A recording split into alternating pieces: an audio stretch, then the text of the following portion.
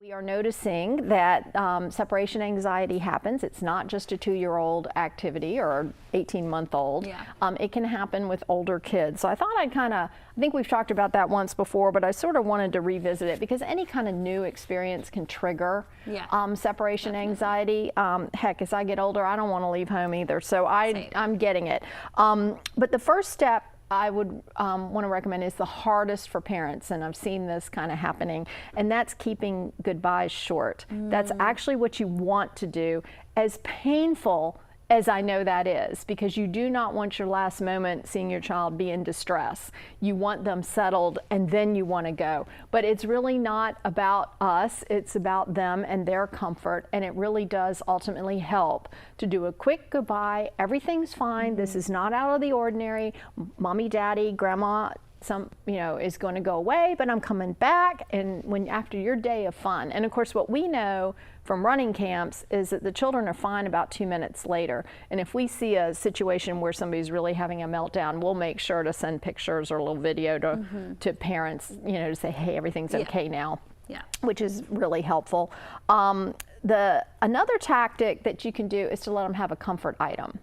And again, we've got no problem with that. I can't imagine anybody offering camp this summer has a problem with that.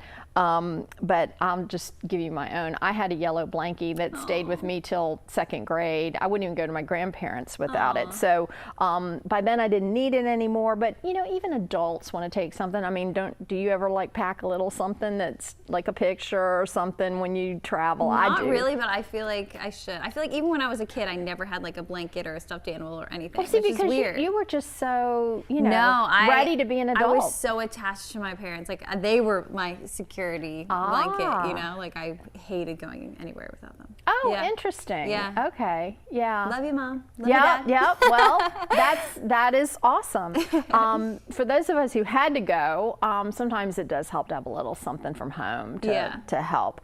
The third step is to talk to your child about their feelings around separation. Again, trying to normalize it. Everybody goes through it. Grown-ups go through it. Adults, everybody. Just talk about that being apart is hard, but be confident when you talk to them. So even don't let your fears kind of ooze in, because interestingly, young children really have radar for our emotions, and particularly people in their families. So you really need to kind of buck up and have some confidence and say it's all okay when daddy drops you off.